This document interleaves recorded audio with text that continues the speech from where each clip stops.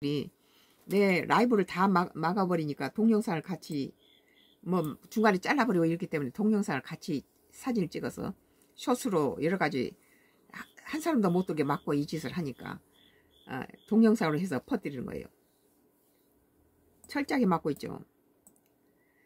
오늘 뉴스 속보 조선일보에서 오늘 2025년도 9월 29일자 기사예요.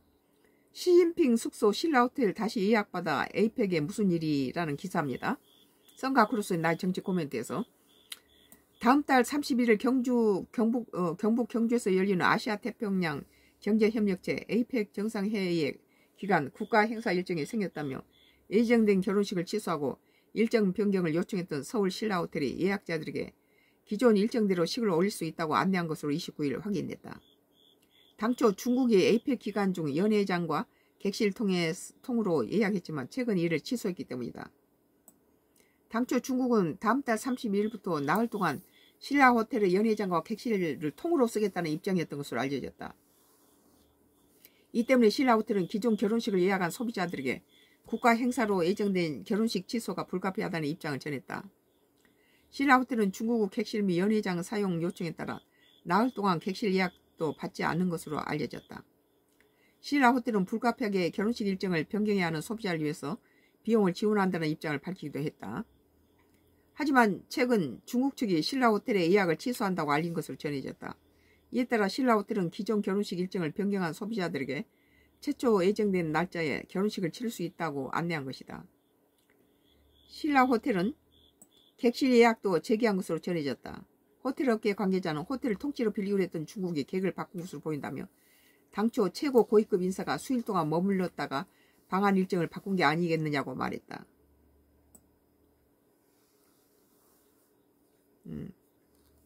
중국이 이번 에이펙에서 시진핑과 트럼프의 무슨 정상회담도 있고 그러니까 신라호텔을 통째로 빌렸나 봐요. 그리고 취소하니까 이런 일이 벌어졌군요. 똑같은 중국 얘기인데요. 디지털 타임스예요. 이것은 트럼프가 밀어낸 과학기술 인재 유치 적극 나선다.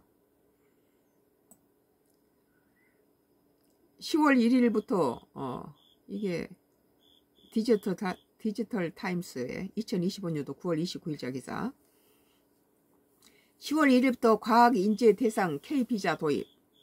1억 4천만 원짜리 미 H-1B 대안으로 손짓.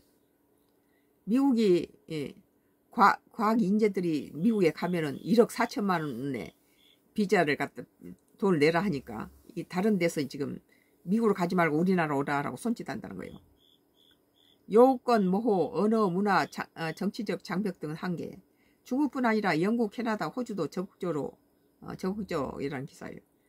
도널드 트럼프 미국 대통령이 전문직 비자로 알려진 H-1B 비자의 수수료를 10만 달러, 약 1억 4천만 원을 올리면서 10배로 올렸다고 그래요. 미국이 밀어내는 과학기술 인재를 중국이 적극 유치하려고 하고 있다. 29일 로이터 통신과 뉴욕타임스 중국 관영 항구시보 등에 따르면 중국 정부는 다음 달 1일부터 외국 청년 과학기술 인재를 대상으로 하는 K비자 제도를 시행한다. 외국인 기술력 진입 장벽을 높인 미국과 달리 중국은 장벽을 낮춰 H-1B 비자 수수료를 폭탄으로 타격받게 될 외국 인재들을 적극적으로 끌어들이려는 모습이다. 비자를 낮춘다는 거예요. 어떤 나라에서 없애버린다고 그래요. 외국인 기술력 진입 장벽을 높인 미국과는 달리 중국은 장벽을 낮춰서 H-1B 비자 수수료 폭탄을 타격을 받게 된 외국 인재들 적극적으로 끌어들이려는 모습이다. 그러니까 트럼프가 멍청한 짓을 하고 있죠. 멀리 내다보질 않는 거예요. 이게. K비자는 중국 안팎의 유명 대학이나 연구기관에서 과학기술, 공학, 수학 분야의 학문을 전공해 학사 학위 이상 취득하거나 관련 전문 교육 및 연구 업무에 종사하는 외국 청년 과학기술 인재를 대상으로 한다.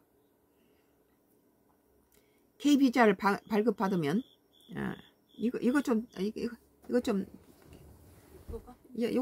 틀어놔봐요. 그거. 이거? 예, K비자를 발급받으면 중국에서 교육, 과학기술, 문화 분야에 교류, 창업, 비즈니스 활동을 할 수 있다. 중국 당국은 또한 K비자 발급 대상에게는 기존 12종목 비자보다 입국 횟수, 유효기간, 체류기간 측면에 더 많은 편의를 제공할 것이라고 설명했다. K비자 구체적인 자격 기준 등 세부 내용은 아직 공개되지 않았다. 하지만 중국 언론들은 국가가 필요한 외국 고급 인재에게 발급하는 R비자 등 기존 취업비자와 달리 K비자는 중국 내 고용주나 기관 내 초청장 없이도 요건을 갖추면 개인 자격으로 신청할 수 있다는 점을 강조하고 있다. 중국의 K비자 도입은 국무원 앞서 지난 8월 14일 발표했는데 최근 미국 정부의 전문직 비자 수수료 인상으로 본격적인 시행에 앞서 더욱 주목받고 있다.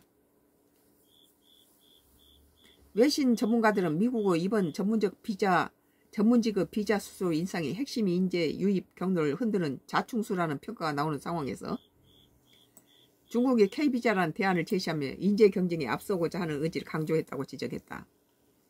로이터 통신은 중국이 절묘한 타이밍에 K비자를 도입하게 됐다며 미국과 H-1B 비자의 10만 달러 수수료로서 신청 희망자들이 대안을 찾으려는 가운데 K비자 시행으로 미국과의 지정학적 경쟁에서 중국의 운명이 더 탄력을 받을 것으로 보인다고 전했다. 중국 언론들은 K비자와 H-1B 비자를 비교 분석한 인도 언론 보도를 인용하며 자국의 인재 유치 개방성을 부각하고 있다. 인도는 지난해 기존 H-1B 비자 소비자의 70%가량이 자국민이어서 미국의 이번 조치에 가장 큰 영향을 받게 됐다. 하지만 과학기술 인재들에게 중국의 K비자가 미국 H-1B 비자의 실질적인 대안이 되기에는 아직 한계가 존재한다.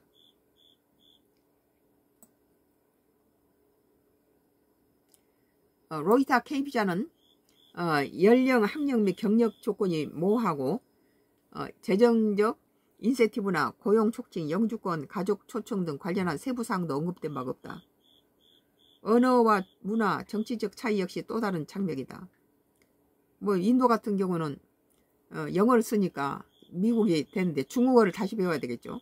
H-1B 비자 소지자 대다수가 인도인이라는 점도 걸림돌이다. 중국과 인도는 최근 미국 관세 압박 속에서 관계 개선 움직임을 보이고 있지만 5년 전 국경 분쟁으로 무력 충돌까지 빚는 등 수년간 불편한 관계를 이어왔다. 뉴델리에서 중국과 인도 기업에 자문을 제공하는 변호사 산토시 파이는 그들은 비자를 받았기 때문에 미국에 가는 게 아니라 전반적인 생활 방식 때문에 가는 것이다. 그들은 그곳에서 일하고 싶어하며 미국 시민이 되려고 한다고 NYT가 말했다. 한편 중국 외에는 트럼프 비자 정책 강화로 인해 국제 과학기술 인재 시장이 형성된 틈을 타고 캐나다, 영국, 호주, 뉴질랜드 등 주요 영어권 국가들이 인재 유치에 적극 나서고 있다. 이들 국가는 모두 인도와 같은 영어 국가로서 인도 인재들에게 중국보다 나은 대안이 될 수도 있다. 그렇죠. 중국어 새로 배우는 것보다 영어 국가들, 캐나다나 호주, 뉴질랜드들이 손짓 산다는 거죠. 디지털 타임스 2025년도 9월 29일자 기사. 중국 트럼프가 밀어낸 과학기술 인재 유치 적극 나선다. 중국이 나서고 있어요. 썸각 크로스의 정치 코멘트는 다음 것이 계속되겠습니다.